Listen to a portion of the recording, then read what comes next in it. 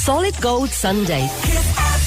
Kiss FM. And of course, it's a very, very special Solid Gold Sunday. The webcam is on, so if you're on our webpage, you click on Kiss FM TV, you will see he's back after almost 2 years. Do you realise it was the 10th of August 2014 when you sat in that seat alongside our lovely Bonnie Tyler? I did, yeah. And I couldn't get a word in edgeways, could I? No, look, there's lovely. But we had a fabulous day, and of course I think the world and his very grandmother knows that for a lot of us the past couple of years haven't been too bright, but dark clouds, they say, always have silver linings. Oh, they do, and fabulous sunsets. Did you see that cloud that came over about a week ago?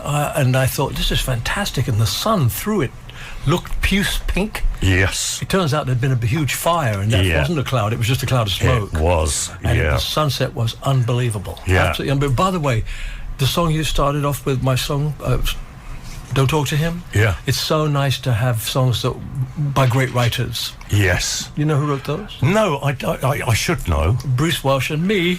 You and Brucey wrote that? Yes. Me and Brucey wrote that one, yeah. Well. I should have stuck with writing, you know. They make much more money. Yes. Yeah, so he's not bothered about the footsies and the tootsies. No. Well, the tootsies he is. Yeah. Oh, yeah, nothing's changed in that respect then. Well, you know, I remember asking you many, many moons ago, out of all the wonderful things that have happened in your career, I asked you, and you answered this without hesitating when I said, what is the highest point of your career today? And you said, without doubt, getting my knighthood. It's true. I mean, it was because it was so off the wall. You know, you read about politicians, great actors getting knighthoods, but you never read about a pop singer, and so therefore it never crossed my mind that it could happen to someone like me. And that's why it still is a pinnacle point for me to think that the nation and the Prime Minister at the time and the Queen thought I was worthy of that sort of honor. So yeah, that still remains a highlight, although funny enough, close on its heels, of course. Every time you have a number one, it's impossible to believe, because you can never actually say, I knew that was going to be number one. Of course, none of us know. No. You just get lucky sometimes. It's in the lap of the gods. Well, I'm going to ask you something. Because you were preparing another album that you've been recording, we'll briefly touch on that a little later. But, of course, you had the 75 at 75 tour. Yes. Now, in the pecking order of the highlights of your career, that tour, to fill the Albert Hall 6 nights, consecutive nights, how does that rate on the score? It rates very highly, but not as highly as 32 nights sold out at the Albert Hall, which I did years ago. I mean, and the funny thing is, I've talked to other artists, they say, oh, you sold out? I said, yeah, but you sell out, 50,000 seaters somewhere or 100,000 seaters somewhere. The Albert Hall only holds 5,000, so you could do probably a whole month there. Yeah. But a lot of artists don't like to spend too much time in one place. They want to get around the world and maybe do one concert in a city instead of 5. And I'm sort of the other end of the scale. I would love to do, for instance, and only one person was willing to even think about it. I wanted to get, say, the Albert Hall for a month. Well, let's say 22 days. And I would only sing 10 days, and in between, someone else would do the other 10 days. So one day me, one day him or her, one day me, which means, as far as singers F.A. are concerned, is that you get a day off every other day. To me, that would be a dream. Yeah. And I asked, Neil Diamond was busy. Most of the American artists we talked to didn't want to come in and do one big show at the Earls Court or something and go. They didn't want to give up a month, which I understand. And the only person that actually thought about it was an Irishman, Daniel O'Donnell. Yeah. But we couldn't get it together, but it's still a dream of mine to do that. So the Albert Hall's a special place anyway, but a lot of artists could easily fill it 32 times. Well, here's somewhere I've got a little note for the life of me. I've got so many notes here I can't find it now, but I think Effie will put me right on this. But Daniel O'Donnell's been promoting the fact you're with us here this morning. Oh, has he? As indeed Jim Corr of the Corrs, Eamon Campbell of the Dubliners, Finbar Fury of the Fury Brothers.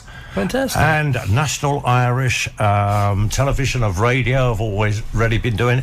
And, would you believe, BBC Radio 2 even gave us a mention. Fantastic. Well, Radio 2 have been very good to me over the years. You know, it's interesting for me that I had a tough time with all radio stations when I released Millennium Prayer. For some reason, I still to this day find that the most heartbreaking number one I've ever had, because I couldn't figure out why they decided you can't reuse the word ban, because it wasn't officially banned, but if you don't play a record, it's banned, isn't it? If you decide not to play a record. And at the height of its sales, and I can't understand it, we sold 1.3 million in 5 weeks. And, you know, I'm thinking, why did they... It was just a prayer for the future. It was a Millennium Prayer. It was right on 1999, turning to 2000.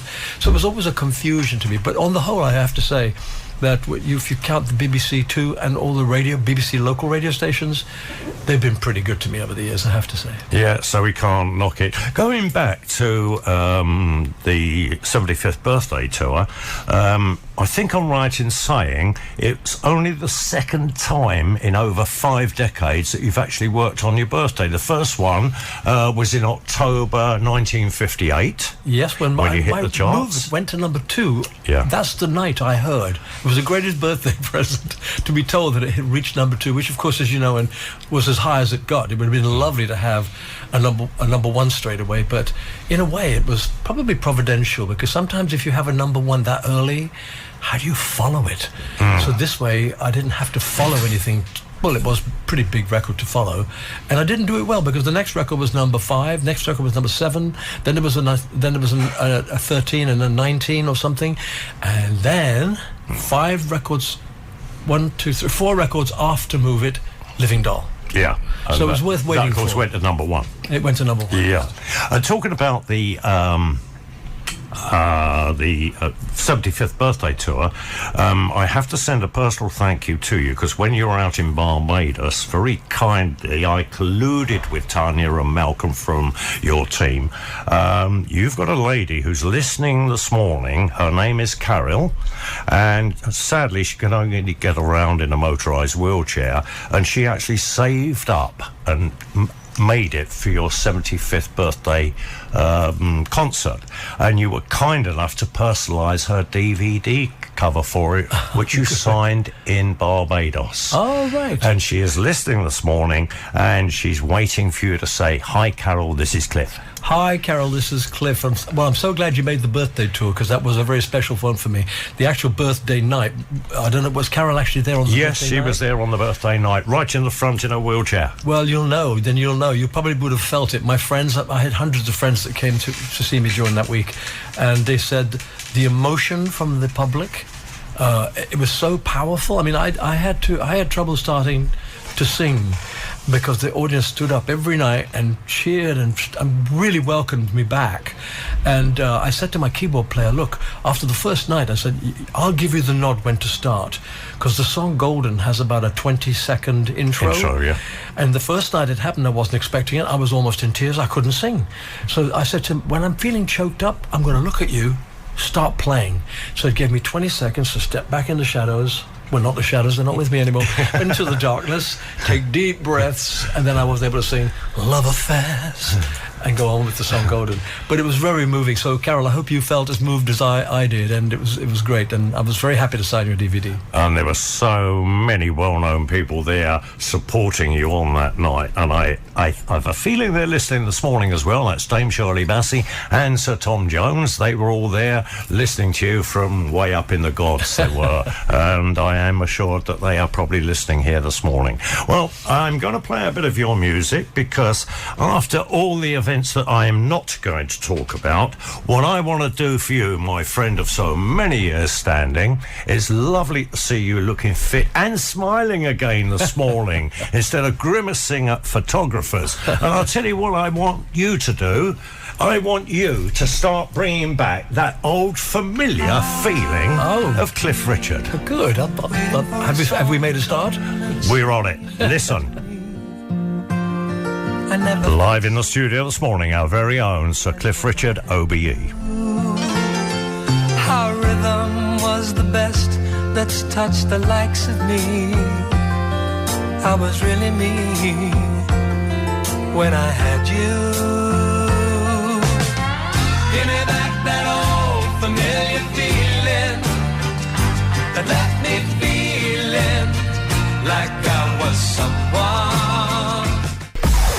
Solid Solid Gold Sunday with O&G. Yes, and in the studio this morning we've got our very own Sir Cliff Richard, and it's a welcome back home to him. So pleased to see him after so long. Now, Cliff, you will remember a short while ago you had a visit from Lisa Davis. Yes, I did. And from Michael Armstrong, who'd recently released his debut album. That's right. Good singer, too. Yes, and good He stood in for composer. me once, in a TV studio. Yes. And I was really worried because he sounded too good. Yeah. I said, get him off. Well, he's been in here with us and we had so much fun, and of course then we went off with Bonnie Tyler and she's completely outrageous, and we had a wonderful, wonderful day. Well, he came on to me only yesterday. They are down for the Garlic Festival on the Isle of Wight. Oh. Which ironically is where I started as a professional musician when I lied and told him I was 18. I was only actually 15, but I was a big ugly kid then. He's asked me if I would play this track of his specially for you. Oh, good. On Kiss FM, this is Michael Armstrong and the Radio Years.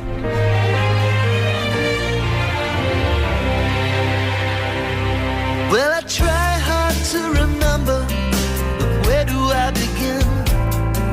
It's something deep inside you, it's underneath the skin. And I've tried my best to shake it, but it never goes away. She knows I might never make it, but she begs me to stay. My definition, 'cause the radio years made the man I wanna be. The Radio Years from the album simply entitled Michael Armstrong, and you heard it here on Portugal's Kiss FM in the presence and hearing of our very own Sir Cliff Richard, who's accompanied this morning by international singer-songwriter Ephraim Clark. Now, Cliff, talking about highlights of the past year, a lot of people would see you back in a place where you visit every year normally, and that's Wimbledon. Oh, yeah. I And love going to Wimbledon. yeah, in a different suit every day, I noticed. Yeah, but it started, I can't, it was way back in 95, was it, when I first got invited to be a member? And after about 3 days, I had worn 3 different jackets. And as I arrived on the 4th day, this woman, the security people are all Army, Navy, Air Force people. Yeah. And an Air Force lady in the Air Force uniform came up and she said, excuse me, Sir Cliff, what colour is your jacket today? And I said, I think it's called crushed strawberry. She went, oh, thank you very much. I said, well, wait a minute, why did you want to know? She said, because every night we take a bet as to which colour you're going to wear tomorrow. Well, I mean, please, pressure. So then after that, I tried to change my jacket every day. And then now what I've done is I've got 3 or 4 new jackets and I've slipped them into the 12 and dumped 4 out. So although I can't change all 12 every year, I can make little changes. But I don't even know if they take the bet anymore. But even the TV coverage picks me up with a jacket and always makes a point of mentioning it, which does put a pressure on some people. Yeah, because everybody now, they don't just want to see you and hear your songs. You've really made a rod for your own back now because they always want to see what you're wearing. I know, but did you see the final? I had a red tartan. I have no idea what tartan it is, and I thought if Murray gets through, that's what I'm going to wear. And of course, I was able to wear that jacket, and he won. Yeah, well, that's why. Fantastic. It was just nothing fantastic. to do with his tennis playing. It's because you wore that jacket. My jacket did the trick. Yeah. It turned everybody Scottish. Yeah, it was a magic moment. Now, another magic moment at Wimbledon, because I've got a huge nose, I do believe that you literally bumped into Serena Williams. I did. I was trying to get out of the way. The security people, they're very helpful. They get me in through the crowds and out through the crowds. And he said, okay, what time do you want to leave? I was going to leave. And then everybody was held back. They said, could you all step back, please? Players are coming through. And Serena didn't come through immediately. She came out through the members onto the balcony, and there were whole crowds of people cheering because she had just won. And she lifted up the cup and everything. And obviously she put the cup down somewhere. And then she came down the corridor. We were in a little alcove, the security man and myself, and she did a double take, and she went, Cliff! And I'm thinking, I knew Venus a bit better because I'd met her 2 or 3 times, but Serena gave me this big hug, and of course the TV camera was there, and I'm thinking I'll try and keep the low profile, but I'm afraid it did get out. But it was very sweet of her to do that. But when you say Serena Williams gave you a big hug, she's a big lady. Well, it must have been a really big hug. It was. I did break a rib. Yeah. Now, that being the case, it has been known for you to enjoy a game of tennis, has it not? You know, only about 3 times a week or something. Well, I play with a coach 3 times a week, and even though we do play the last 20 minutes, we play sort of points, and he's very generous to me because, you know, if you play a coach, you're not going to get any points. So we have a little way of playing it. He said when he's teaching his kids, the kids all want to win the point on the first shot. He said, what I'm going to do is I want you to hit the ball 4 times over the net, and you get a point. And then what I discovered was that my 4th shot had to be a fairly good one, you know, like a good depth into a corner, so that he has to run for it. Then I've got some chance of getting that ball back. Otherwise, it's gone past me. Talking about chances then, what do you think your chances are of beating Serena Williams on the tennis court? Well, she's never beaten me so far. Oh, that's a good answer. And what do you do then? Wake up? Yes. Well, before we go any further, we've invited people to ask you questions. Obviously, a lot of people have asked the same questions, so I'm sorry we've had so many of them, literally hundreds of them, and we did say a couple of weeks ago I would take them in chronological order. And the very first one that came in from Anne Backhouse, who's an avid Cliffy fan, and she said, will there be any concerts in 2017, and if so, will Canada or the States stand a chance of at least one? And America's a difficult place for me. I've never really quite made it. I've had, interesting, I say that, now I have to contradict myself, I have had 7, or is it 9, top 30 entrants. 2 that people remember, but they don't remember me. We don't talk anymore. And Devil Woman. And I often go there, you know, if I go and have a haircut or something, the guy will say, hey, what did you do for a living? And I say, well, I sing. Do you make any money at it? Yeah, I do pretty good. What would I know? So I sing, she's just a devil woman. And the guy goes, with evil on her. That's you? I said, yeah, that's me. So I've never really made it there, so therefore it would be difficult for me to actually come and do a concert because I'm not quite sure what kind of audience I'd get. I missed out on a great opportunity 2 years ago when Morrissey very kindly asked me if I would join him at the Gramercy in New York. No, it was at the it was at a big stadium, 19,000 people, and he wanted me to be part of the support bill. I said, support? How long you going? How long have I got? He said 1 hour. I said 1 hour. Great, okay. So I agreed to go and do it, but he fell sick. So the whole thing got blown out of the water, and that's where the Gramercy comes in. I had discovered that the fans had non-returnable hotel bills, non-returnable fares, non-returnable everything. And so I went on to, I have a Facebook page, which I only use it to sort of contact fans. And so I just said, look, if you just go, enjoy New York, take your Morrissey ticket so you can prove you actually bought a ticket, and I will do something for you for free. And then we found the Gramercy Theatre. It only holds about 300 or 400 people. And my keyboard player, my singer, the girl, Susie Furlonger, Keith Heyman, the keyboard player, and a lighting man had decided also to go to America anyway, just to have a holiday. And I phoned them up and I said, look, the Gramercy, they said, say no more, we'll be there. And they joined me, and we did a 2-hour show with the help of a guy called Phil Silverstone, who is a DJ from Philadelphia. And he came and I said, I would like you to interview me 3 times, no more than 10 minutes. So we did about 2.5 hours, and we had the most fantastic, it was a wonderful, wonderful evening. I hope the fans were happy, and as I say, it was a small place. But Anne, I'm not quite sure how I could fill anything out there in the States unless I do it for free. Well, I'm not so sure, because funnily enough, you talk about Phil Silverstone. There was a photograph that went on social network of him holding like this with you, and everybody thought it was me. Oh. Did you go to New York? Because the guy's got a grey beard and long grey hair, hasn't he? Yes, and he's quite a big fella too. Yeah, he is. Yeah. He's not as big as you, but you know.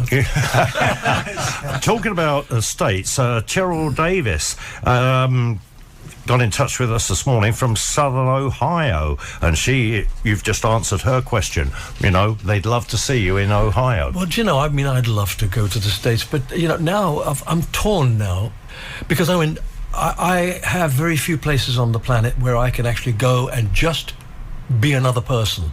And I can't tell you what it's like when I go to New York, for instance. I have no fear about walking out in the street and going shopping myself and visiting a friend 10 blocks down, because I can walk everywhere. Nobody knows who I am. And it's a fantastic feeling. Some people don't believe me when I say that. Oh, you must like being famous. I said, yeah, I do, but I like also being normal. And so I find in America, even though it's one of the, was it 600 million people? I go to America just to get away from the crowds, darling. Yeah, and would you believe, somebody actually said to me the other day, you never guess what? We were in Continent and we saw your friend Cliff Richard doing his own shopping. Yeah, I As well, funny enough, he eats out a lot, but he also eats at home and he has to do his shopping. And I get a lot of guests who need feeding. Yeah. You know, I've got them now. Yeah, I know, you've got a house full. I think there's only about 200 people staying with. I'll tell you what. Actually, they're listening to me. Can I say hello, Gloria, hello, Jackie? Yeah, they're all there this morning. You've got Sister here and Gloria. Yeah, my sister Joan's here, of course. But anyway, yeah, so there's a whole bunch of people. And so the lovely, lovely, talented Gloria Hunniford's with you. Yes, she is. I wish she'd come in this morning. I'd love to have had her in here. They weren't awake. Yeah, she probably wanted to stay back. I'm not going well, in this. Party. I'm talking about party girls now. We're never in bed before 3. I'm lying. No, I'll tell you what, you've really ruined the impression I've got of Gloria Hunniford. I'll tell you what, we've really got to do a little bit of this. We'll be back with a wonderful Sir Cliff Richard any minute. Keep it Kiss. Solid Gold Sunday on Kiss FM. Now listen up, Cliff, because I'm playing this one especially for our Bonnie Tyler's sister-in-law, who's been to every single concert of yours. So please say hi, Margaret. Hi, Margaret. How nice that you did that. You must be one of the rich fans. Well, she wants to play this one, and it's appropriate as she is related to Bonnie Tyler, I guess. Oh, really? Okay. Devil woman. Hello, Bonnie. She'll slap me. Lady, answering your mystical call.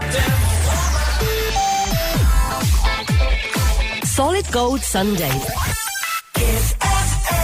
And of course she's going to get you a line of Devil Woman. Well, we've just set Cliff Richard up because we've just given him one of our special Solid Gold Sunday coffees and a chocolate cake. And while he's got his mouth full, I'm going to ask him a question. He's got to spit chocolate cake all over me because Petra in Germany and Anna Kunan, they're asking the question, is there anything in your life you're still dreaming of doing? Well, do you know what? The dreams never really stop. In some ways, when I look back, I've made records, I've done concerts, I've done musicals in the West End, I've been in movies, I've been in a couple of plays. And so if you take it like that, you think, well, what else is there to do? But do you know what? You still have that ambition to do it properly. You know, where you never actually seem to achieve perfection, and so you just attempt to get closer and closer to that moment when you think, oh, like for me, the Thriller album. Yeah. To me, that was a perfect pop rock album, and he must have been thrilled to have done that. And I still feel, you know, I've got to do my perfect pop rock album. But of course, nowadays, with the way the sales go, people don't actually buy albums anymore. They download tracks. So it's a little difficult to think that's ever going to happen for me. But nevertheless, I just want to do everything again and again till I get it right. Most people buy an album purely for one song. And funny enough, on the way over this morning from Lagos, where we live, as you know, Effie was saying the same thing. Everybody's striving for perfection. You're only as good as your last show. That's right. Or whatever. Yep. Here's another question that came in also from Germany, from Marianne Newman. And she said, have you ever, talking about doing something different, have you ever considered designing jewellery, like a clasp on chain or something? She said, because her and so many of the fans would certainly buy it. I haven't really considered that, no, funnily enough, I haven't. But we did go into perfumes once, not that I can create the perfume, but they wanted to use my name, and therefore I was allowed to sit in on the scenting of it, the smelling of it, and saying, well, I like that one. And it was fairly successful, but it's hard to compete against the kind of big groups of people with huge, designer names. So we pulled out. We had a couple of nice big hits with that, and then we pulled out from it. But it did cross my mind to maybe try again with men's cologne. Because I don't know about you, but even though some of the female colognes are just too floral, they're now beginning to use, like Joe Malone uses things like the kind of spicy, herby. Yes. And I'm thinking that with a little touch of lemon or lime or orange blossom might be quite good for men. So maybe I'll try that. But designing, you got to have a special mind if you're going to design successful jewellery of any sort. And I don't know whether I've got the I mind suppose for it's a that. bit like writing a book, as the book from David S. Jones we've just given you is Halo Round the Moon, which Effie's also written the theme tune for. You've got to be in the mood, to paint a picture, write a song, write a book, or do whatever.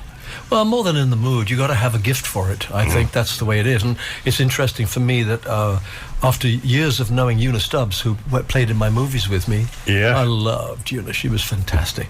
Anyway, she now is a painter. Yeah. I mean, she still acts. She still does the acting. But it turns out she does these fantastic pictures, and she's got her own gallery in London. So that means that she already had that gift. Yeah. It just needed to be drawn out, and she found she could do it, and then she followed it through.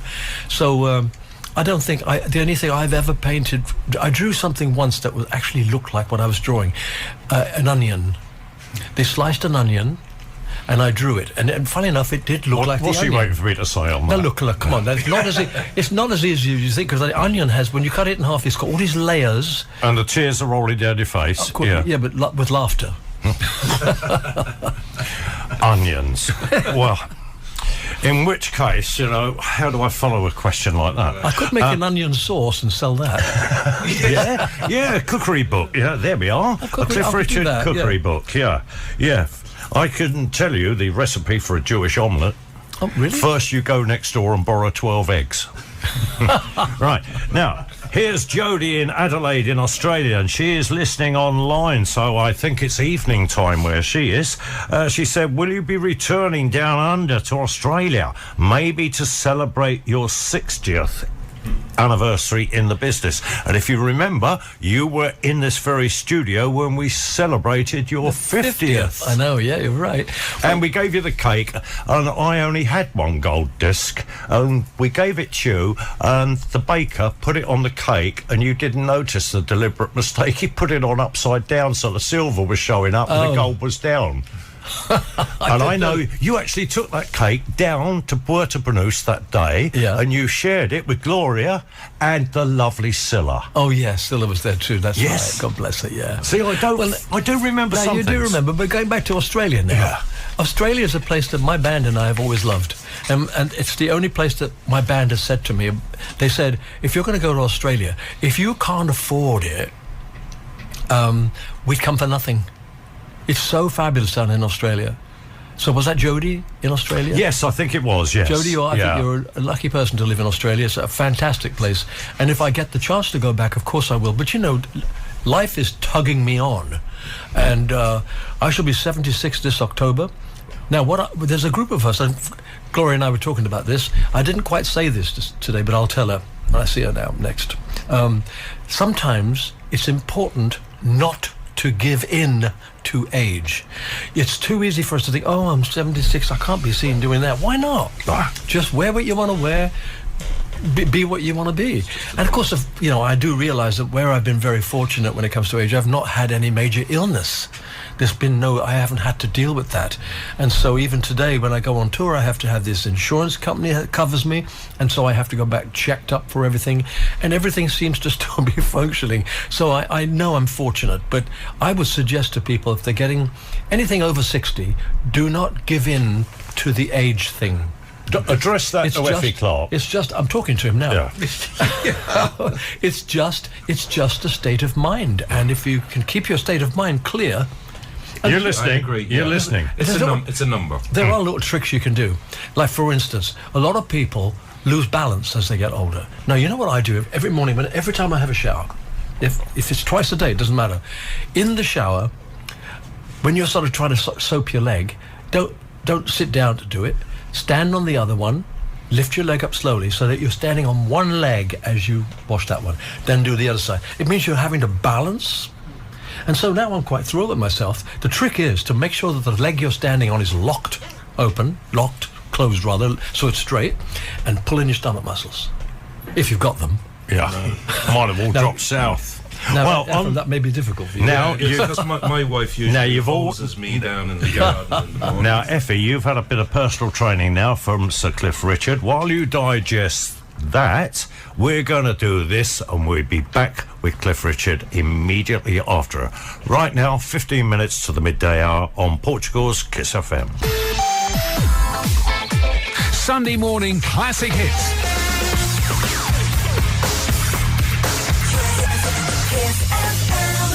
Now we've got loads of questions that I've been asked to put to Sir Cliff Richard, who's with us here in the studio this morning. But first and foremost, Jerry and Jerry Simpson and the Augustine Choir say hello. And Jerry Kelly from LMFM in Ireland, who's been promoting the show for us this morning, he says, hi, we'd love to have you on our station as well whenever you come up to the Emerald Isle. Wonderful. Thank you for the invitation. There you go. You're in demand. Yes, Mariana Isabella Clark, they are Effie's wife and little 6-year-old daughter. They say, hi, Cliff. Hello, I just signed a card to you. Yeah, well, there you are. You've got something special coming your way, Mariana. And Antonino Remizo also says hi. And Maria Darling says they're looking forward to the cruise. Oh, yes. Now, are you on this cruise? And in fact, I had a question here somewhere from somebody who actually asked the question on the cruise. Yes, who was it? Everybody's asking this question. Too many to name. When you are on this cruise, will you be doing a meet and greet, or will you be hiding away in your cabin? I think I might be hiding away. I'm not quite sure how you can meet and greet 2,000 people. And that's what I liked the idea when they told me about the cruise. I said, well, how are we going to sing to all these people? And I hate the thought that you come on a cruise and they can't all get to see you. This cruise liner holds 2,000 people, and they have a theatre that holds 1,000. So my first day, when we get on board, that evening, I'd go to bed. But the next day, I've got a show at 8 and a show at 10. That means the whole of the cruisers will have seen the show in that first day. And then they invited me to do another hour show the next day. And I said, of course I'll do another one. They said, then they said, we've made a mistake. You can't just do one the next day, otherwise half the ship won't see you. So I said, well, okay, what do you want? They said, well, can you do 2 half-hour shows? And I said, yeah, of course I can. And what I can do with 2 half-hour shows, I'll make it slightly different. I think at the moment I'm just thinking I might come on just with my guitar, just chat and sing a couple of things and explain how things started or whatever, then bring the band on and finish that half hour, take a break, and then do the same thing again for the second half, which means that everybody will see all of the shows that we do. Now, in between that period, I can't realistically say that I would be able to meet and greet. It's just asking too much. You really can't escape on a cruise ship, can you? There's not too many escape routes. It'll be interesting. I mean, I'm doing this as a kind of... I'm testing the water. Testing the waters. Well, I hope you don't. Literally. Because I want to find out whether I can enjoy doing this. Mm-hmm. You know, I've told people retirement is not in my vocabulary, but I'd like to start doing things that I want to do when I want to do it. Now, if this works, if I can actually sing to an audience with my band, have a great time with the band and the audience, and enjoy our music together, it's a thing I could do in the future. Not solely cruising, but every now and then when the opportunity comes, you can get to close contact. Again, I'm looking forward to singing to 1,000 people. There you go. We got to that stage when, you know, there's 5,000 at the Albert Hall, it's 13,000 at the Wembley Arena, and as much as I love those, for me at the moment, I'm really looking forward to just playing good old solid rock and roll, which is how it started. It started in small areas, probably bars and down south in the States. Yeah. 2 Eyes Days. Yep, so I'm looking forward to that aspect of it. So I hope you forgive me if I don't find time in the 2 days on board that I am, the 2 full days I'm on board, to be able to do meet and greets. Do you know what, Cliff? I think they'll forgive you. And you must forgive me because I'm being told I must do this at 4 minutes to the midday hour.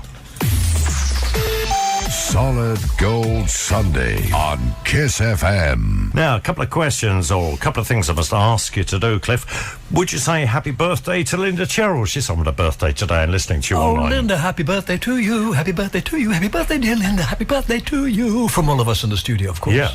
We could have all joined in, but he was a bit too quick for us. And, by the way, Con and Margaret Harrington, the whole Teesside gang are all outside the studio this morning. Oh, yeah, I've seen them. Can you get rid of them, please? Yeah, well, security guys just gone now, kick them all out. They're a bit raucous, but we sent them cake. What more do they want?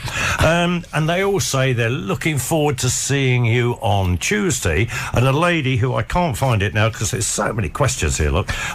She said she can't make the wine signing that you're doing the winery on Tuesday. Will you be doing another one later in the year? No, not this year, because once I leave that, once I get on that cruise, when I get off the cruise, I'm going straight back to London for 2 days, and then I'm off to New York. And there's a possibility I might make a record there. I can't talk too much about it in case it doesn't happen. Mm-hmm. So I know I won't be doing another signing here. But, what a shame. Maybe they could just savour Well, no, if people really want to picture, what I've done is, over the last 4 days, I've signed 500 photographs.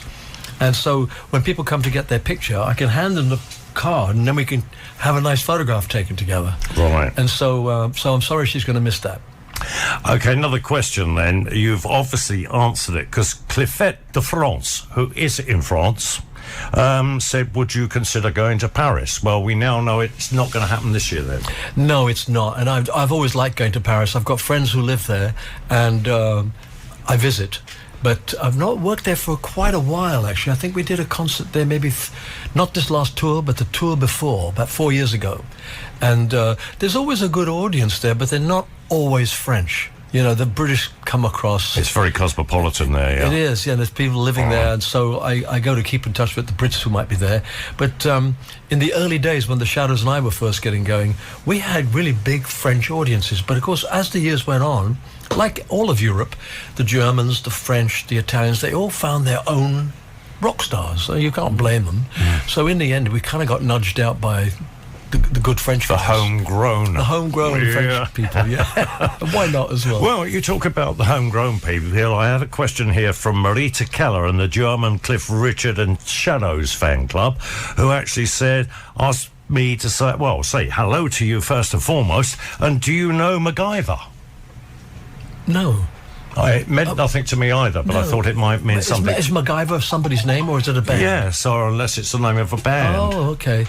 Well, I'll tell you what, it's good that someone's got a Cliff Richard and the Shadows fan club, because I'm sure they know, but Hank is now into his gypsy jazz music. Yes. And there's an album he made called Django's Castle. I play it all the time. Yeah. It is unbelievable. What, after Django Reinhardt? That sort of stuff. And it's like, you listen to it and you think, this can't be Hank Marvin.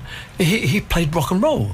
And he did, of course, and he's one of the best. In fact, so many guitarists, Chris Rea and Mark Knopfler, so many people say they began their careers because of Hank. But he's gone on to this jazz thing, and when you listen to it, it's like he played it forever. It is fantastic stuff. Django's Castle. So keep up being the favorite. If you remember, I said to you, when you next go out there, if you could actually get a recording of his, bring it back for me. If you get one of them. Would it not be available on the internet somehow? Yeah, I've searched it. I can't find anything. I did try and find it. This is the trouble, of course. It's those of us of a certain age, it's a difficult thing to break into the internet. In fact, what I might be doing in New York, I've just mentioned it a little while ago, is a possibility of getting something that might happen on the internet for me. It's so hard to get into that internet situation because everybody believes that the internet's just for the young, whereas nothing is just for the young. It's a bit like Christmas. Christmas is not just for kids, it's for adults as well. So anyway, maybe Hank's having the same trouble I have, where you can't break into that world without a little help somehow. Well, I think I'm called a silver surfer now at my age. I've got another couple of questions I've got to hit you with any minute, but I do believe now I'm being told it's time I did something like this again. Stay where you are, because I know you've got to get away to go and see all these family and friends of yours, but whatever you do, stay where you are, please, Cliff. Solid Gold Sunday with O&G. Yes, and on the show this morning, not only have we got Effie Clark, but it's a welcome return to my old friend, Sir Cliff Richard, who we've not seen in the studio for a couple of years. And we've had so many questions to put to him. And, of course, a lot of you did ask the same questions, so I'm sorry if I didn't mention your particular name, but hopefully all your questions have been answered, except for a couple of more. And this one comes, Cliff, from Petra de Nee in Holland, who said, when Olivia Newton-John walked onto stage and presented you with that cake, and then you sang a duet together, were you forewarned about this, or was it the surprise that it appeared to be? What was the surprise was everything other than the song. I knew she was coming into town, so I'd asked her, you know, are you free? And she said, oh, I might be free. So I kind of knew she was going to be there, but I didn't realize that she was going to bring on a cake and then lead the whole thing and sing Happy Birthday, and I had no idea there was Queen was going to appear, and there was Elton and Brian May and all these people saying nice things about me and wishing me happy birthday. That was a total shock. And then, of course, there was Paul O'Grady came on. Yeah. He's a lovely man, isn't he? Oh, he's very nice. Yeah. But, you know, for me, Olivia, I've known Olivia for so long, and I love it when I go to the States and they say sort of, well, why don't we know you over here? I said, well, you should know me. After all, I discovered Olivia Newton-John. They go, what do you mean? And I explain how she and Pat Farah, who is married to John Farah, who wrote and produced all of Olivia's big hits in the States, she and Pat were my backing vocal group. You know, they were... And so then she made her record. Then she came on my TV show. She came on to promote it once. The camera loved her. The cameramen loved her. The audience loved her. And she stayed for 8 weeks. I couldn't get rid of her in the end. But we've remained really close friends right through. And so when she came on stage, it just felt right. What a lovely lady she is, you know, I remember. She is absolutely gorgeous. She was at the lakeside. And also, Owen, what a song. It's very hard when you record with a female. You know, men and women sing in different pitches of keys. It's somehow or another, John Farah wrote a song where the male singer is comfortable and where the female singer is comfortable.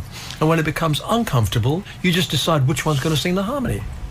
Simple. Yeah. And it worked. It's just a beautiful song to sing too. Yeah, and she's such a lovely lady. I only ever saw her once live. That was at Lakeside, not far from where we all used to live in UK. Yeah, that would have been in the early days for her. Very early days. And she's still, and she's got a contract where she's signed now for the second year to a hotel in Las Vegas, and they don't need her all the time. So she goes off and tours and does all different things, and then comes back and does a month maybe there, and not every night, but absolutely. I'm so happy for her. Yeah, she's doing extremely well still, and may she long continue. Now, a question for you. Looking back over the movie years, who was your favourite female co-star, and any particular reason why? Can you think of one in particular? It's hard to say a favourite. You know, I've only ever worked with people that seem to be really nice, all of them. But I would say probably the person I became closest to would be Una Stubbs. She was like, you know, a Bond. And it was fantastic, and I still remember her. But you see, Susan Hampshire was wonderful. And again, when you meet people like that, she considers herself she at that stage thought she was too drawn in the face, and I couldn't believe it. She put wads of cotton wool on the inside of her, between her teeth and her cheeks, just so she looked slightly rounder. Oh no! No, she wasn't eating it, you know. She just stuck it in there. It made my teeth itch. But it means that these actors and actresses, they'll do anything to get it right. And I was very impressed by things like that. And she somehow managed to learn, what's that word they use for people who can't read? Dyslexic. Yeah. She's dyslexic, but she always was word perfect. And so my admiration was huge. Yeah. Well, I didn't know that. Now, another quick question from me. Last time we were doing this show together, I actually asked you, Tony Bennett had just released that duet at the age of 88 with Lady Gaga. Oh, yeah. And I asked you 2 years ago if you had the choice to sing with a modern-day female singer, who would it be? Now, you actually sat there for a little while and went, and then your answer was Ellie Goulding. Well, I must admit, because Ellie Goulding, I went immediately online and got a track that she did, which she sang called How Long Will I Love You? As long as there are stars above you. And I thought, oh, that sounds like the kind of song I'd like to do. And I know now, of course, her normal way of singing is probably far more high-powered, but certainly if we could find a song like that, it would be wonderful to sing. I'd love the intimacy of her voice when she sang like that. And so, yeah, I'd still like to make a record with her. But again, the female singer that I think is the most extraordinary singer is Mariah Carey. Mm-hmm. I'm not even sure if she sings anymore. I haven't heard anything. But mind you, Owen, you know as well as I do, you're not likely to hear anything new anymore from our generation, because people don't buy records, and because we can't break into the internet, some great voices are being lost. But they are available, and I would now say to anybody that downloads things, you've got to check Boz Scaggs. You've got to check, Bonnie Raitt. These are people that are fantastic exponents of pop rock music. Okay, it's not just thumping dance music, which is fine by me when I'm dancing, but sometimes you don't hear this kind of quality of song. You only buy it because it makes you want to move. And as I say, that's a perfectly good thing to do when you're out having a party. But people are missing out on some of those people. And you're absolutely right, because I'm spending more and more time in my own studio back at home, and I'm searching through now and listening to music every single day, and I've got such a vast collection, as you can imagine. Yeah, I can. Having been in the game since 1957. I heard it was... I thought it was 1897. Come on. No, I waited for you to 1897. No, come on. It was 1961 I first met you, and you were already 40 then. Come on. And I still am. 15 And it's amazing, exactly what you were saying. I've been looking through, and one thing I found about you, I thought I have got everything you've ever done, and I didn't realise there's far more music that you've recorded that's ever made the charts. Oh, that's right. Funnily enough, I for some reason, that's right, we were going to do Greenlight or something like that, so I got the album of Greenlight and played it through, and I was really in a way shocked, because I thought, oh my God, listen to that stuff. It still sounds contemporary. It's a band, though. It isn't electronic music. It's actually a band playing live, and some of the songs impressed me, and that's why as I get older now, I'm thinking to myself, I can do what I want to do when I want to do it. And there'll come a time, I haven't quite talked to Brian Bennett about, you mentioned Brian Bennett being on the song with me with Brian May. Brian is a fantastic musician. He's a great drummer, and I know he has a dream of going and working at Ronnie Scott's club in, a jazz club. Yeah. And I said, well, if you do it, I do happen to know a singer that's available that could come in just to be able to sing on the new album that we haven't got yet, so you haven't been able to play it. There's a track there, and Peter Frampton played guitar on it, and it's that kind of bluesy. In fact, it's called I got my eyes on you. I love so the it's way like a 12-bar blues, yeah? I love the way you talk. So I'm thinking I could just drop in and do a thing like that, and then sing maybe a songbook, American songbook with the band. So it interests me to play and sing different types of stuff that the audience don't most people still think of me as Summer Holiday, Living Doll, Bachelor Boy. Congratulations. Now, I'm mentioning all the big number ones. I'm not knocking it, but that's what it is. Whereas I also do Devil Woman, We Don't Talk Anymore, and a whole bunch of stuff on the albums you've heard that has never been explored. I did intend to do that this morning. Then I thought, well, most of your fans who are listening this morning all over the world, as you can see by the figures that are coming up on our screen, it's astronomical, unbelievable. They want to hear the familiar songs. Of course they do, and that's why I sing them. When I get on that cruise, I'm going to hopefully sing stuff that people know. Yes, I'll slip in. I think I'm going to do a couple of tracks from the new album, and also the American musicians wanted me to sing Move It. I said, I've done it so many times. They said, but we want to play it. And of course, they've given it another kick, so I've done it. So I'll be doing that version of it. I'm doing a couple of Chuck Berry songs. And so I try to stick in something that's different and perhaps interesting for the band and for me to sing, but they're still known songs. But yeah, I'll be doing Summer Holiday. Yes, I'll be doing Move It. Yes, I'll be doing Living Doll. I'll be doing Congratulations. So, and there's no reason not to. And that is just one page of yours from the British Book of Hit Singles of Cliff Richards. There is another page, and then I've got another page of recordings that he's made that have never actually gone into the charts, and it would fill that much. I've got to tell you. Now, I know you've got to get away any second, because I've, on fear of death, they said, please let him go at 12:30. Well, we're nearly there. And I just want to do a little bit of nostalgia with you. Please, yeah. Because both you and I, we know we haven't particularly had a good couple of years that have just gone by, but there are good things coming. There is a new album coming out later in the year. I do believe it's going to be November, and you've promised me that we'll have a copy that we can play it as soon as the record company give us permission. If Tanya is listening on her internet, Tanya, she will please, be. Could you put it in the diary? Yeah, she... Send one to Owen. I'll tell you what, good morning, darling. You are so supportive, and thank you so very much. And as you probably gather, we're looking after him. We'll send him home in one piece. But I'm probably going to bring a tear to his eye, because we both suffered losses of dear ones and close ones this past year, and I'm going to finish my morning with Sir Cliff Richard with a track of music from his duets album in memory of the lovely lady, is also a lovely, lovely friend. Yes, he will be signing wine on Tuesday, is the question I've just been asked. Yes, he will be there.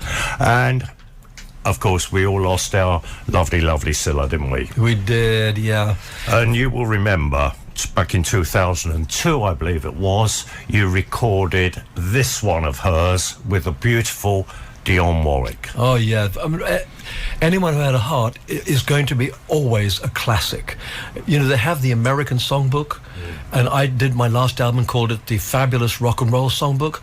Rock and roll isn't just a tempo, it's a whole culture of music, and anyone who had a heart is a classic pop. See, I've got them all. Track. I've got them all here. You have. But I'll tell you what, before I play this one, I've got to say, for the last time, it's been an absolute pleasure and a delight to have you back in the studio, Cliff. It's been my pleasure, really. Thank you. Long may you continue doing what you're doing. You do it to the everybody's pleasure, and we love you, we love your music, and it's great to seeing you with a smile on your face once again. And I hope when you come over and see your sister Joan, you'll give us a call in our home city of Lagos, and we get together, and you and I have got an awful lot of catching up. Ladies and gentlemen, boys and girls, thanks once again to our special guest this morning. He is Sir Cliff Richard, OBE. Thank you.